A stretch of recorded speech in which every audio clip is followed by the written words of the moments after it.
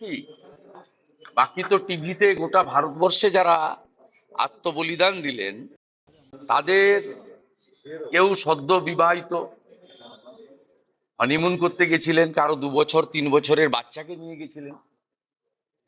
যেভাবে বেছে বেছে পুরুষদেরকে খুন করা হয়েছে তাদের সহধর্মিণী বা নারী সদস্যার সামনে, বাচ্চাদের সামনে, যেভাবে বস্ত্র সরিয়ে গোপনাঙ্গ দেখে হিন্দু চিহ্নিত করে 5টার সময় সিও অফিসে যাব।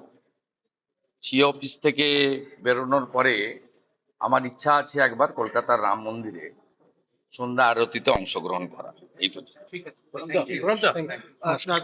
আমার 33 বছরের রাজনৈতিক জীবনে আমি 1987 সাল থেকে কলেজ রাজনীতি দিয়ে আমার হাতে করি, আমি কখনো দেখিনি। এর আগে একবার দেখেছিলাম 84 সালে শিখ দেখে দেখে খুন করা হয়েছিল শিখ দাঙ্গায় বর্বরচিত ভাবে।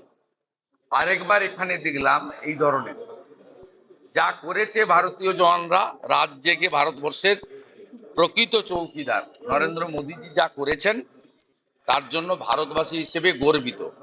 সর্বত্র জাতীয় পতাকা নিয়ে আনন্দ মিছিল করা উচিত। প্রত্যেকটা মন্দিরে এবং ধর্মীয় স্থানে ভারতীয় জওয়ানদের জন্য প্রার্থনা, পুজো সনাতন ভারতীয় সংস্কৃতি অনুযায়ী করা উচিত এবং সকলকে সজাগ এবং সতর্ক থাকা উচিত যাতে এই পাকিস্তান নামক আবর্জনাটি আর কিছু করতে না পারে। আজকে আপনার কি এই ধরনের কোনো কর্মসূচি আছে? হিন্দু নারীর যারা সিঁদুর মুছেছিল, ভারতের বীর জওয়ানরা তাদেরই সর্বহারা করে দিয়েছে। মাসুদ আজাহারের ফ্যামিলি 14 কি 10 জানি না, বিকেল 4টের সময় জানাজার নামাজ হবে।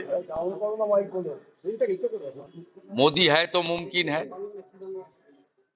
মোদিজি কথা দিয়েছিলেন, কথা রেখেছেন। আমরা অত্যন্ত আনন্দিত, গর্বিত। আর কি আছে বলুন? আজকে আপনার সিঁদুর নামটা যে দিল আপনি, যে নামটা সিঁদুর আপনি তো দেখেছেন